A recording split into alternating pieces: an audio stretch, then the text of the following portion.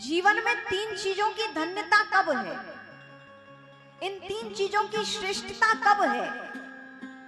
शास्त्र कहते हैं, हाँ, नीति कहती है कि तीन चीजों की श्रेष्ठता कब है। बड़ी ध्यान पूर्वक सुनिएगा। क्षण कब धन्य होता है? क्षण समझते हैं ना? समय। आपका ये जो समय है वो कब धन्य है? इस समय की कब सार्थकता है आपके? जो क्षण सत्संग में बीते वो क्षण श्रेष्ठ है। आज आपके इस समय की सार्थकता है जो आप यहां बैठे हैं। अभी तो ये समय कहां कहां नहीं बीतता है। खाने में, घूमने में, दुर्विचारों में, विचारों का मंथन प्रतिदिन चलता रहता है और न जाने कैसे कैसे विचार मन में उपजते हैं। कलह में, निंदा में, चुगली में, व्यर्थ वार्ता में कहां कहां हमारा ये समय व्यतीत होता है। लेकिन वास्तव में नीति कहती है कि आपका क्षण कौन सा धन्य है? जो क्षण आपका सत्संग में बीते, प्रभु चर्चा में बीते, वो क्षण धन्य है। और आज आपके समय की सार्थकता है कि आप यहां बैठे हैं। दूसरी बात, धन की श्रेष्ठता कब है? आपका धन कब श्रेष्ठ है? आपका धन तब श्रेष्ठ है जो प्रभु के कार्यों में समर्पित हो, जो समाज के कल्याण के लिए समर्पित हो, वो धन श्रेष्ठ है। और आज आप लोगों की धन की श्रेष्ठता है। जिन जिन लोगों ने इस यज्ञ में आहुति में धन दिया है, यजमान बने हैं, ये क्या है? आप लोगों की धन की सार्थकता ही तो है।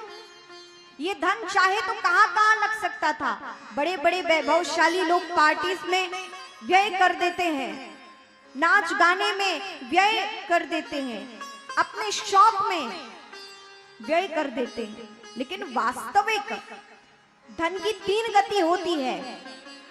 एक उपयोग करना, एक दुरुपयोग करना और एक सदुपयोग करना। धन की कितनी गति है?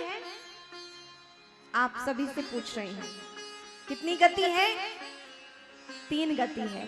पहला धन का उपयोग करना, दूसरा धन का दुरुपयोग करना और तीसरा धन का सदुपयोग करना। लेकिन सदुपयोग सबसे श्रेष्ठ है। उपयोग तो सभी करते हैं, सब अपने लिए उपयोग करते हैं। और आज का समाज केवल दो का ही ध्यान रखता है, एक अपना और एक अपनों का।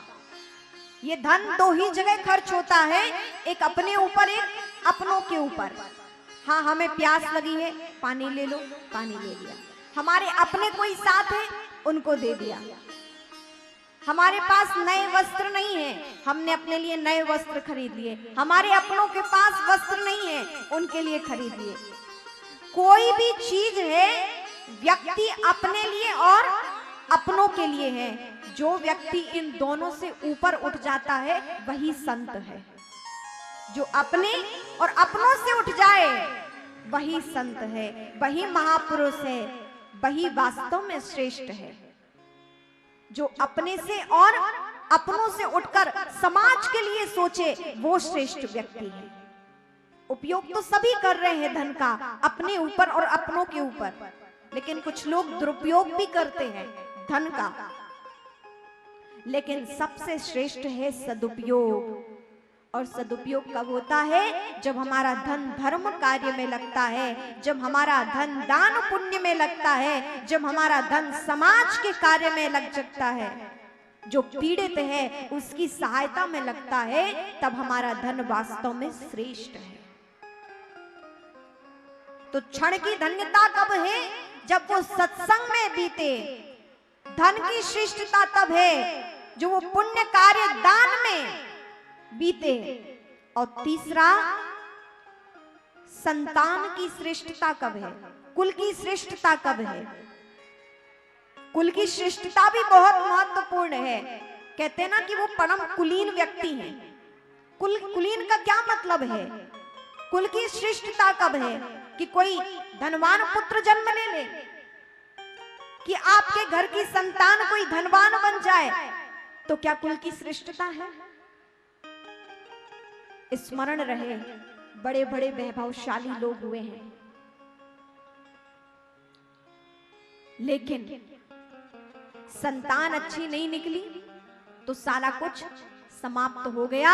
आप सब इसके गवाही हैं। आप समाज में और गृहस्थ में रहते हैं, बहुत बड़े बड़े धनवान हैं, लेकिन संतान अच्छी ना निकले तो वो धन किसी काम का नहीं है।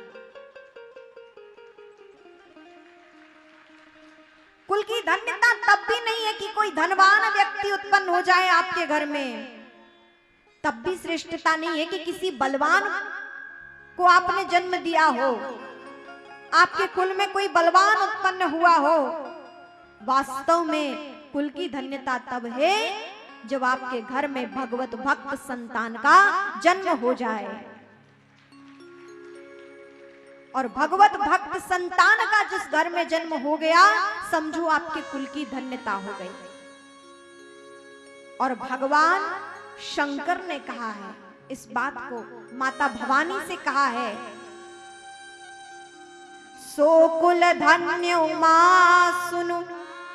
भगवान शंकर कह रहे हैं इस बात को माता पार्वती से, सो कुल धन्य उमा सुनु, जगत पूज्य सुपुनी। भगवान शंकर इस बात को कह रहे हैं कि हे उमा, सो कुल धन्य उमा सुनु, जगत पूज्य सुपुनी, और श्री रघुवीर परायण जहि नर उपज बिनी। श्री रघुवीर परायण जहि नर उपज बिनी। भगवान शिव कह रहे हैं उमा, उस गृहस्थ के यहाँ भगवत भक्त संतति जन्म ले ले, समझो उसका कुल धन्य हो गया है। हिरण्याकश्यप थे राक्षस, कौन उन्हें जानता? कोई हिरण्याकश्यप को पूछ सकता है? राक्षस था, लेकिन उनके घर में भगवत भक्त संतान उत्पन्न हुई प्रभु कृपा से। प्रहलाद, उनका कुल धन्य हो गया। भक्त प्रहलाद के उत्पन्न होने से हिरण्याकश्यप का भी कुल पावन हो गया। ध्रुव जैसे बालक राजा उत्तानपाद के यहाँ जन्म ले लिए तो राजा उत्तानपाद का वो कुल धन्य हो गया। कुल की धन्यता धनवान होने से नहीं है, बलवान होने से नहीं है। कुल की धन्यता तो भगवत भक्त संतान यदि जन्म ले ले तो समझो हमारे कुल की धन्यता है। और ऐसे पावन कुल की चर्चा यहाँ पर हुई है। अच्छा, भगवत भक्त संतान कब जन्म लेती है? अच्छा, आप सभी चाहते हैं कि नहीं कि आपके घर में भगवत भक्त संतान हो, या जो संतान हो चुकी है वो भगवत भक्त बने, समाज के कल्याण के लिए वह अग्रसर हो, प्रभु के सानिध्य में रहने वाली, उनकी शरणागति धारण करने वाली हो। ऐसा कोई है जो ना चाहता हो? सभी चाहते हैं ना? सभी चाहते हैं कि हमारे घर में प्रभु के अनुकूल संतान हो। तो भगवत भक्त संतान का जन्म कब होता है घर में? आज देखें, महाराणा प्रताप जन्म नहीं ले रहे हैं, स्वामी विवेकानंद जन्म नहीं ले रहे हैं, आज छत्रपति वीर शिवाजी जन्म नहीं ले रहे हैं, मीराबाई जन्म नहीं ले रहे हैं, रैदास भक्त जैसे जन्म नहीं ले रहे हैं, नरसी जन्म नहीं ले रहे हैं। क्यों? क्योंकि आज वैसे माता पिताओं का व्यवहार नहीं है। भगवत भक्त संतान को जन्म लेने के लिए नियम है कि किसके घर में भगवत भक्त संतान का जन्म होता है, किसके घर श्रेष्ठ संतान का जन्म होता है। नीति कहती है, गुरुजनों का कहना है कि जो गुरुजनों के कहे हुए वचनों के अनुसार अपने जीवन का पालन पोषण करते हैं, महापुरुषों के घर के बड़े बुजुर्गों की परंपरा को अपनाकर अपने जीवन में उन नियमों का धारण करते हैं, शालीनता पूर्वक अपने दिव्य चरित्र का पालन करते हैं, तब जाकर उस घर में भगवत भक्त संतान का जन्म होता है।